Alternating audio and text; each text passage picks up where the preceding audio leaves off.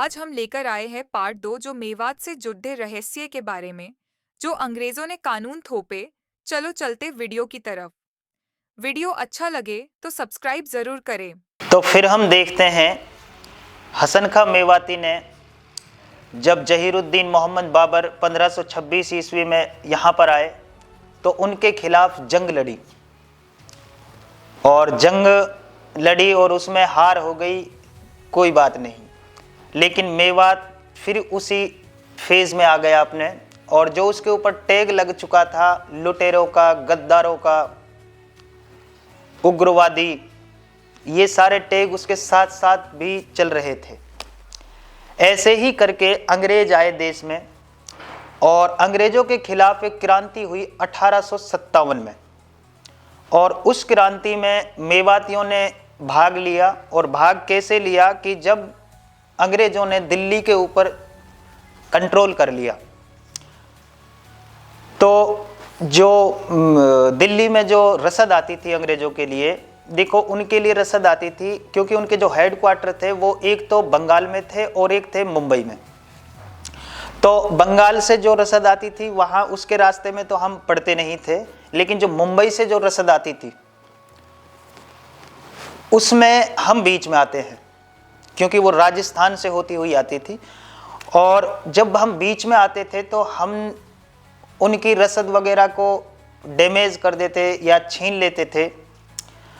तो ये बहुत बड़ा झटका लगता था अंग्रेजों को, और जब ये झटका इतना ज़बरदस्त था तो उन्होंने क्या काम किया कि उसी कड़ी को आगे बढ़ाते हुए मेवात को एक लॉलेस ट्रैक्ट जोन घोषित कर दिया। अब ये क्या होता है? इसका मतलब ये होता है कि एक ऐसा इलाका जहां पर कोई भी कानूनों की धज्जियां उड़ाने में पीछे नहीं रहता है, यानी कोई कानूनों को नहीं मानता है, एक ऐसा इलाका, यानी आसान शब्दों में उग्रवादियों का इलाका घोषित कर दिया। और अंग्रेजों ने हमारे ऊपर बहुत सारे कानून थोपे, और ऐसे ऐसे कानून थोपे कि मिसाल के तौर पर उन्होंने हमारे जो चारागाह थे, यानी चारागाह मैं कैसे समझाऊं, जैसे आज आप पट्टे होते हैं आपके गांव में, उसी टाइप से वो जो पट्टे हैं, जो खेत आप लेते हो उन्हें साल के लिए या 2 साल के लिए, उन्हीं को ही चारागाह कहा जाता है। तो उन सबको छीन लिया अंग्रेजों ने, और छीनने के बाद में जब सरकार कोई ज़मीन लेती है तो उसका मतलब ये होता है कि वहाँ पर सरकार कुछ परियोजनाएं लेके आएगी और उन्हीं ज़मीनों पर बनेगी। लेकिन अंग्रेजों ने ऐसा कुछ नहीं किया। ज़मीनें तो हमारी ली, लेकिन वो डेवलप नहीं की। उसी टाइप से और जगह भी, जैसे अस्पताल वगैरह और जगह बनाए, लेकिन मेवात में नहीं बनाए, जानबूझ करके ये अंग्रेजों ने किया। फिर अंग्रेजों में भी हम उग्रवादी ही रहे और हमारा कोई विकास नहीं हुआ। क्यों? क्योंकि हम अंग्रेजों के सामने झुके नहीं थे। अगर हम झुक जाते तो हो सकता है कि हमारा भी विकास होता, क्योंकि हमारे खून में है देशभक्ति और देश के लिए प्रेम, वो आज भी है। ऐसे ही करके आ जाती है हमारी आज़ादी। 1947 में जब देश आज़ाद हुआ था तो उसके साथ साथ बंटवारा भी हुआ था देश का, और पाकिस्तान जो देश बना था तो हमारी लोकेशन पाकिस्तान के बहुत करीब है, क्योंकि और ये कोई सोच भी नहीं सकता था कि भाई पाकिस्तान में मेवात नहीं जाएगी, क्योंकि ये एक बहुत बड़ा इलाका है और बॉर्डर से लगता हुआ है जस्ट। तो सबने यही सोचा था कि मेवात के लोग जाएंगे, लेकिन ये बहुत हिम्मत चाहिए इस फैसले को लेने के लिए। मेवात से 10% लोग गए, सिर्फ 10%। 100% में से 90% लोग यहीं पर रहे, सिर्फ 10% लोग गए। और जाने के बाद में चलो जो चले गए वो चले गए, जो रुक गए, रुकने वालों के ऊपर एक बिजली सी गिर गई। और वो कैसी गिरी कि उनको शक की निगाह से देखा गया। जो रुकने वाले थे उनके ऊपर निगरानी रखी गई कि ये किस मकसद से रुके हैं, किस मकसद से नहीं रुके। और बागी का तो टैग हमारे ऊपर लगा ही पड़ा था, वही टैग वहां भी चला आजादी के वक्त। और इसी टैग में चलते जब पूरे देश के अंदर विकास हो रहा था, स्कूल बन रहे थे, कॉलेजेस, अस्पताल बन रही थी, सड़कें बन रही थी, धीरे धीरे बन रही थी, तो मेवात में ऐसा कुछ नहीं हुआ। 7 स्कूल बने थे, टोटल 7 स्कूल, और वो बहुत दूर दूर थे, और वो भी प्राइमरी। अब एक इतना बड़ा इलाका क्या 7 स्कूलों में पढ़ लेता? उसके बाद हॉस्पिटल्स बनाए गए, वो भी आधे अधूरे से, कि उनमें एक ही डॉक्टर है, सिर्फ एक डॉक्टर, और वही देख रहा है सभी मरीजों को। इस तरीके से सड़कें बनी हमारे यहाँ पर। हम ये नहीं कह सकते हैं कि, झुटला नहीं सकते हैं कि सड़कें नहीं बनी, आज़ादी के वक्त की बात कर रहा हूँ मैं। लेकिन वो जो सड़कें बनाई वो ऐसे बनाई कि मेवात को किसी बड़े शहर से नहीं जोड़ा गया, यानी लोकल सड़कें बनाई गई, यानी गांव की सड़कें। ऐसा नहीं है कि हमें दिल्ली से डायरेक्ट जोड़ा गया हो या अलवर से जोड़ दिया गया हो। ये जो ट्रैक था, ये था जो दिल्ली और गुड़गांव का जो ट्रैक है, जो बड़गली से होता हुआ जा रहा है, ये ट्रैक उस वक्त भी था, लेकिन इसे डेवलप नहीं किया गया। ये बिल्कुल एक पतली सी सड़क ही रह गया उस वक्त, जानबूझ के नहीं बनाया, क्योंकि अगर इस ट्रैक को बना देते तो ट्रैफिक यहाँ से होता, और ट्रैफिक, अब वो नहीं चाहती थी सरकारें कि मेवात किसी बड़ी सिटी से कनेक्ट हो। तो एक लंबे अरसे तक हम ये मान लो कि देश में रहते हुए भी देश से कट के रह गए, और जब हम देश में रहते हुए देश से कट के रह गए तो हम देश के साथ कैसे चल सकते हैं? अब ये भी ऐसी कोई बात नहीं है कि मेवात, क्योंकि एक बहुत बड़ा इलाका है, वो उस वक्त भी था। जानबूझ करके मेवात को अलग डिस्ट्रिक्ट नहीं बनाया गया, जानबूझ करके मेवात को गुड़गांव के साथ जोड़ा गया, ताकि अगर कोई मेवात के बारे में पूछताछ भी करे तो सरकार ये कह देगी कि भाई हमने गुरुग्राम डिस्ट्रिक्ट को इतने पैसे दिए और वो लगे भी, ताकि सरकार किसी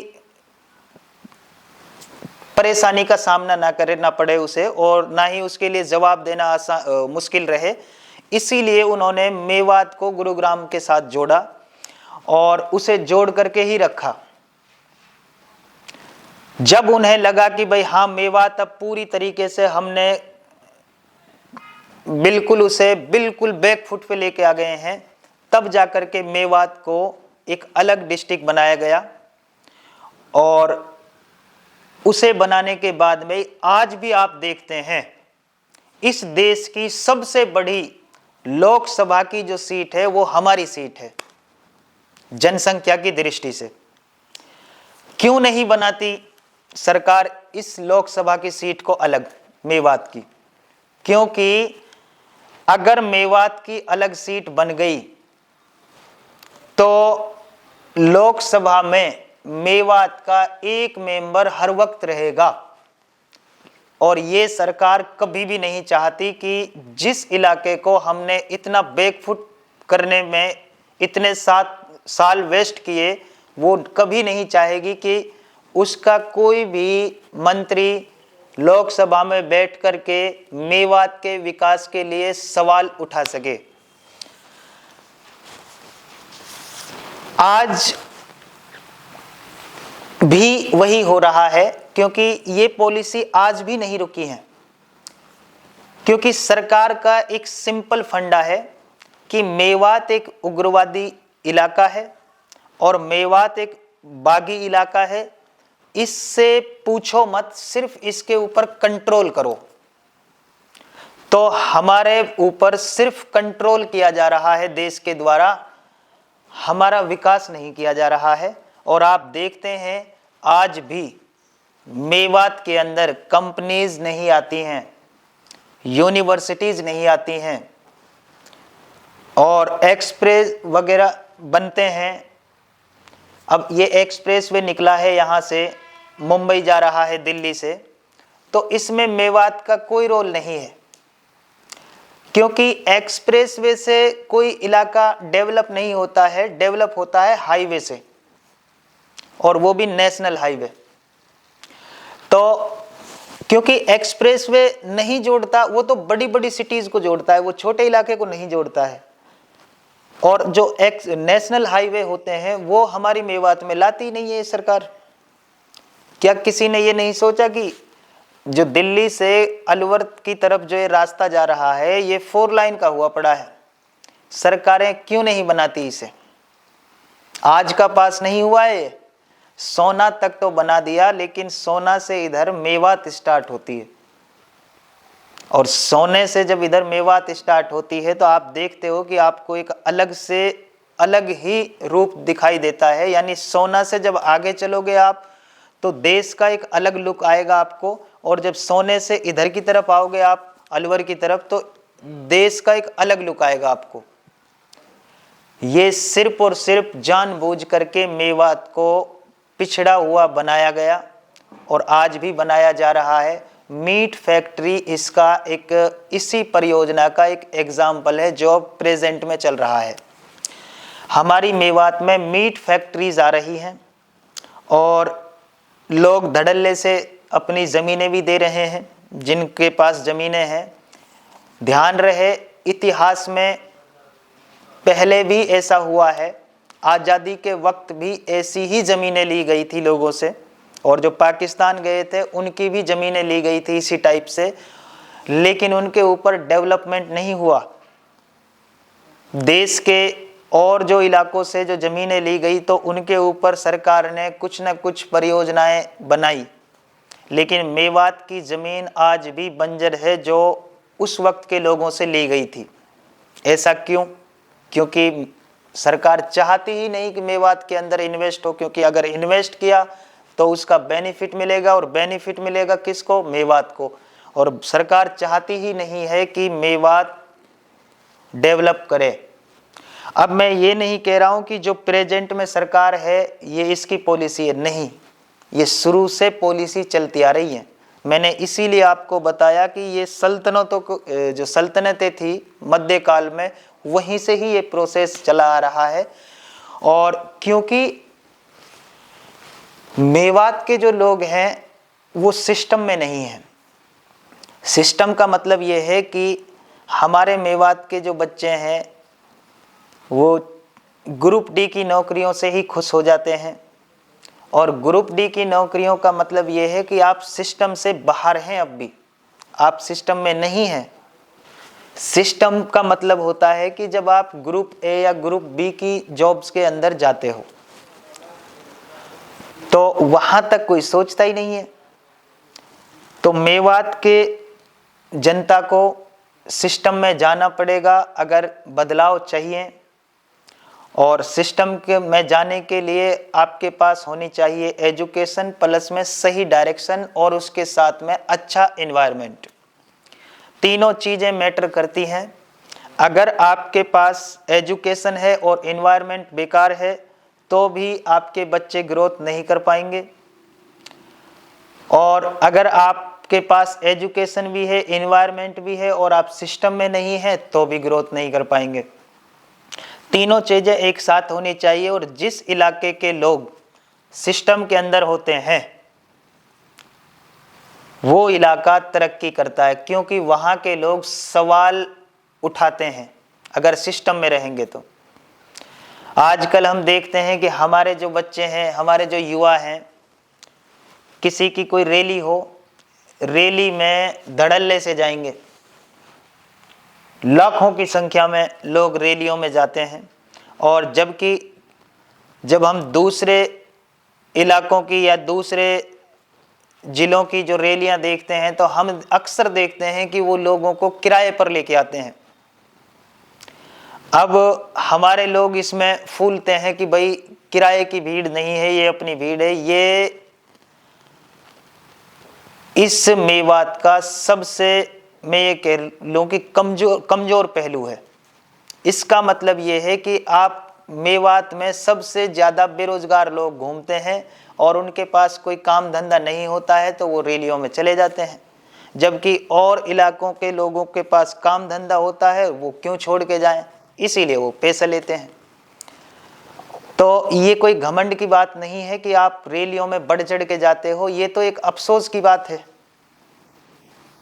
अफसोस की बात है ये, ना कि एक घमंड की बात है।